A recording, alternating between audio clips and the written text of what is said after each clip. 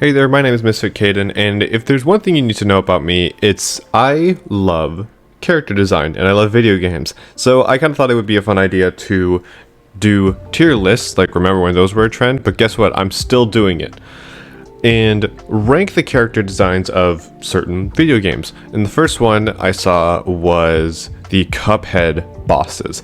I love Cuphead. For those of you who don't know, it was this really hard game that was just solely boss battles in the style of the 1930s kind of animation, also known as rubber hose animation. So we're going to be ranking all of these. All of you know how a tier list works. S is greatest, D is worst. And I find it funny because I forgot a lot of their names, so I kind of had to look up their names. In the list, Mugman is apparently the first result, so I don't know, maybe he's the big bad, he's like the dude behind the scenes or something. So we're just gonna go right into this. So first up we got, this represents the entire root pack, meaning the carrot that kind of looks like Jim Carrey's Grinch, the onion, and the potato. This is like the first one that you fight, I'm pretty sure, but I really do like how they are like, they feel out of place, kind of. They're like, I know they're wacky and they're still like in the same style, but it feels like, sometimes it feels way too out of place. Now, we're gonna probably put this at a C for carrot. Next, we have the Frog Brothers. I forgot their name. Ruby and Croaks, sorry. When you look up on like Google, instead of like their actual like character designs, it just shows like a weird drawing that a child did. I might show that, but yeah. We have Ruby and Croaks, the Frog Brothers, who are boxers. These guys were a pain to fight because so much was going on, but it felt good because like the character design of them, like they're super angry and their moves are weirdly like sporadic to some extent. So I think because of that and their gameplay, that is like, maybe that's a good A tier. Next is Goopy Legrande. I don't like his smile. He's like that one kid that you knew in like middle school or elementary school. He looks nice, but as soon as he gets like, but he's just like a dick. He's just mean all the time. It's like, you look like so innocent, but because you're not, I hate you more. But honestly, his design, it's just a blob with a boxing glove sometimes, and he dies.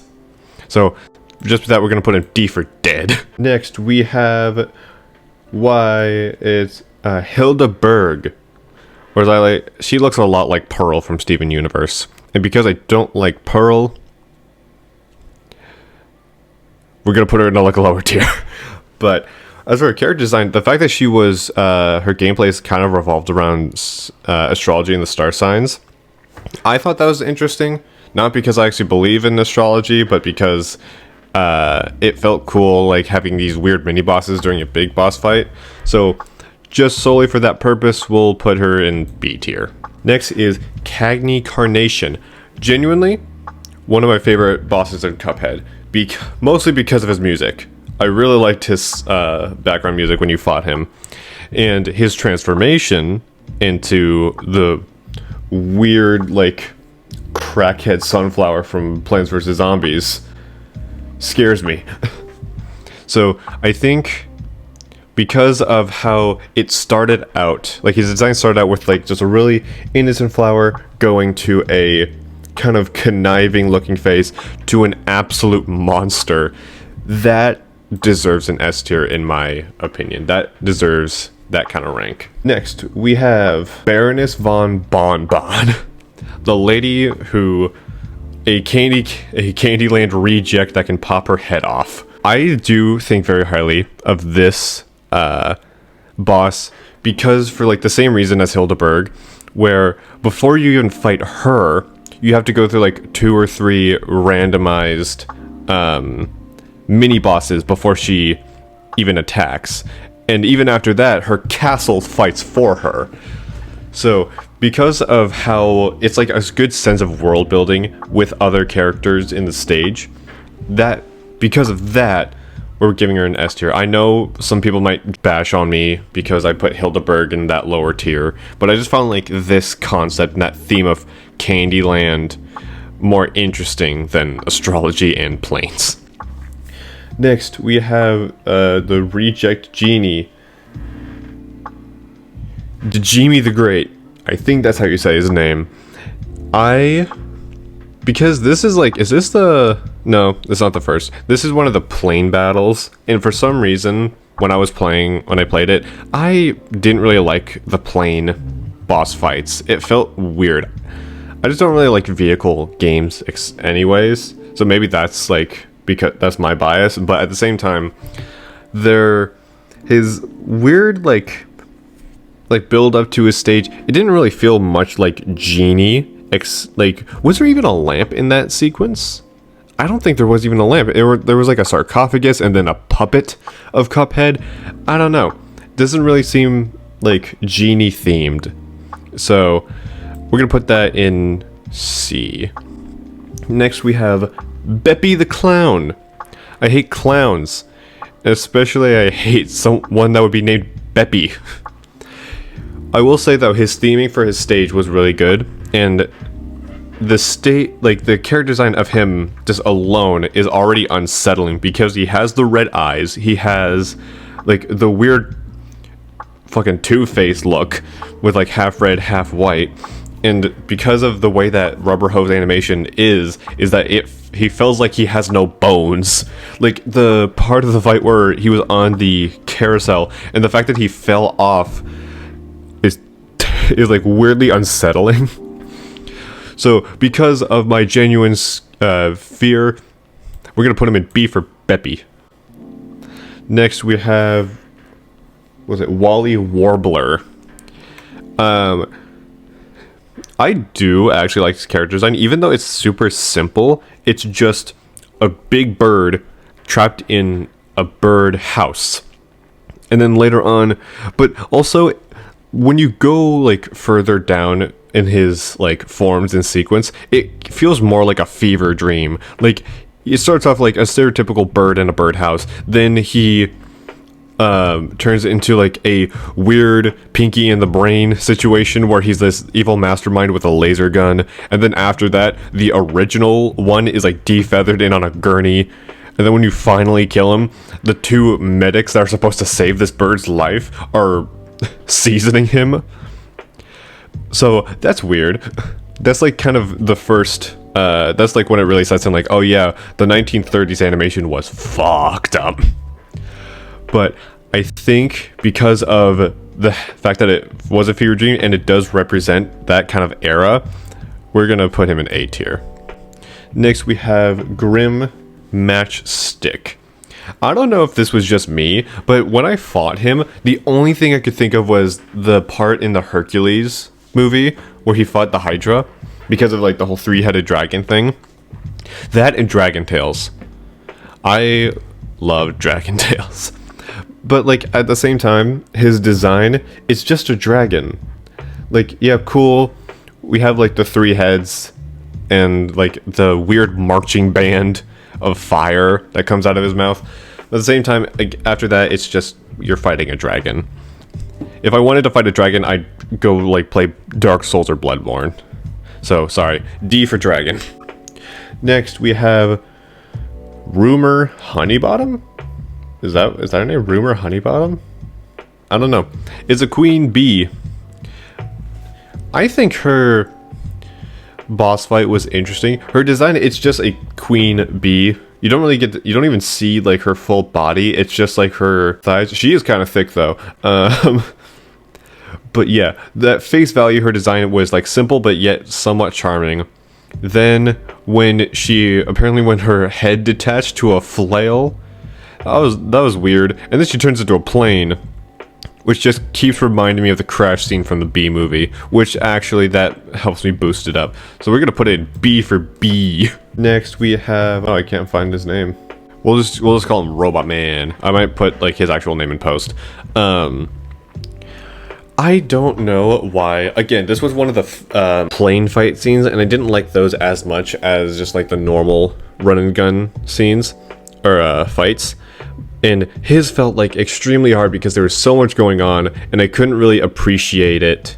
And just like the designs of both like the scientist and the robot felt very basic. Like when you see this robot, I keep thinking about either the Iron Giant or the Robots movie. Like it feels so vanilla and basic. And the scientist is just stereotypical balding dude with glasses, deranged. Dr. Wily, Dr. Robotnik, whatever. So because of that, we'll put him in D. Next, we have Sally Stage Play. This one was interesting. This was the fight where you kind of go through an entire play while you fight her. Like it's like you're at her wedding, and then you fight her at her own home, and then you fight her as a god, which is exactly what marriage is like. I wouldn't know.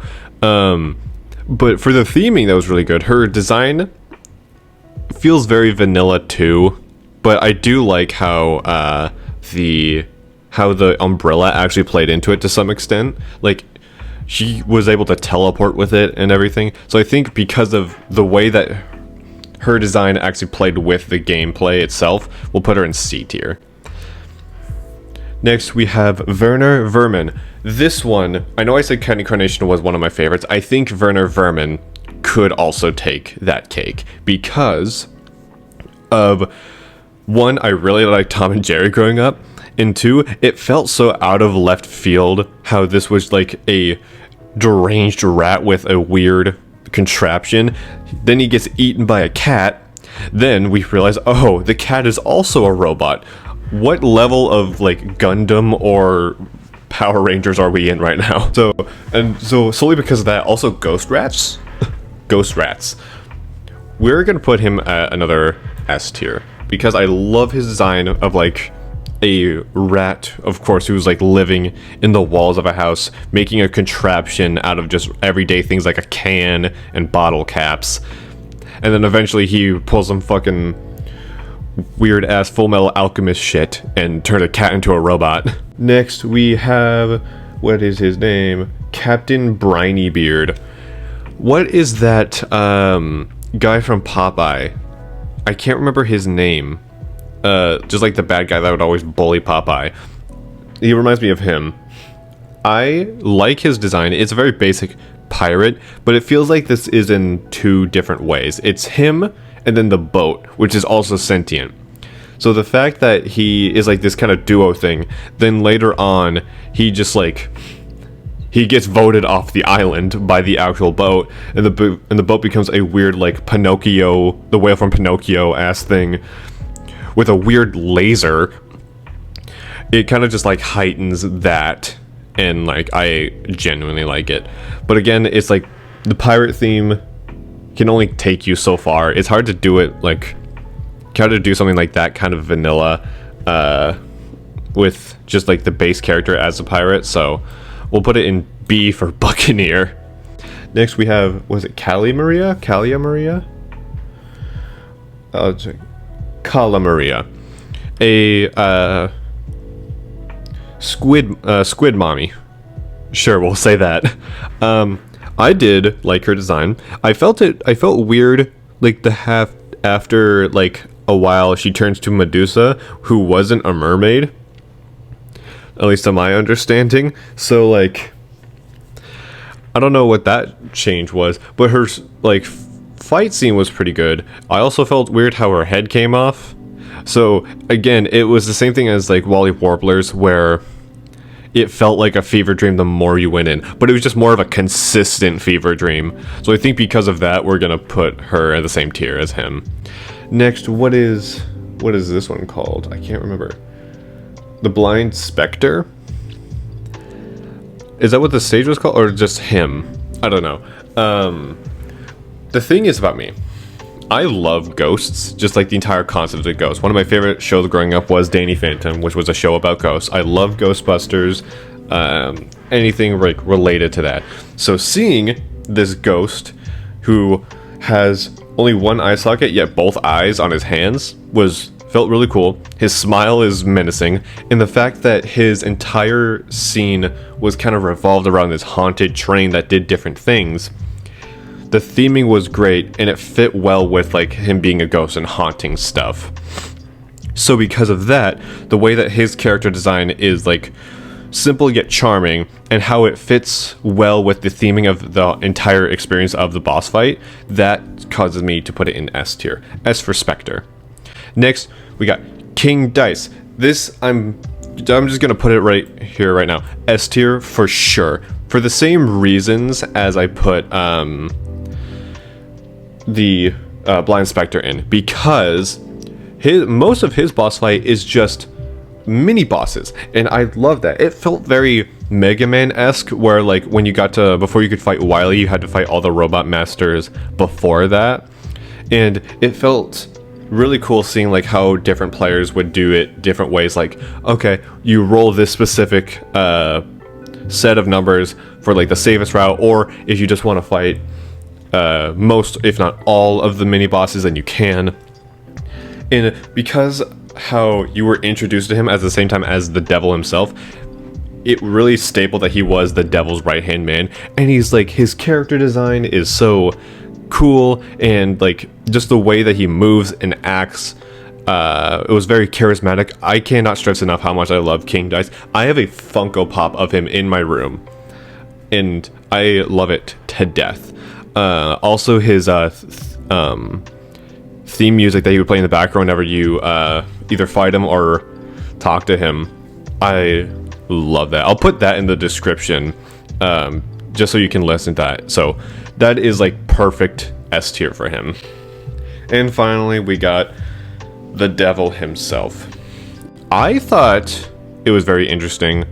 The fight itself, it was Fever Dream-esque, where like you kind of knew that, okay, you kind of knew when you fought him that you were gonna see some satanic shit. But the one thing I keep remembering, like going back, was when you're just fighting him, it's like, and he's crying.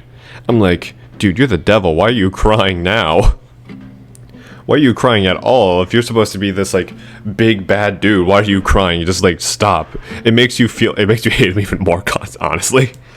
But everything from like the dragon to the weird leg thing to literally jumping out of his own skin so he's just a bag of bones was honestly like, it felt good with the theme. And like his design fits perfectly well with the like actual art style of the 1930s. Like you've got the long limbs, you have the weird like fur, you have the hands, the overly large hands. So I think because of that, how it fits, it's like a perfect design of the time. That's also going to be an S tier. So here it is. This is the definitive, this is the right answer. My opinion, best bosses in Cuphead based off of character design. If you have any kind of different opinions, make sure to put them below. I would love to see any kind of interaction. And if you like this video and you have any other kind of game that you want me to do a tier list of based off of character design, it doesn't even have to be like video game related. It could be like show, cartoon, or whatever related. I'll be happy to do those. Thank you guys so much for watching. If you want to see the other videos I've made, make sure to check those out. If you have game suggestions you want me to play, then I'm always taking them. All my socials and my webcomic are in the description too. And in the meantime, make sure to spend some time alone today.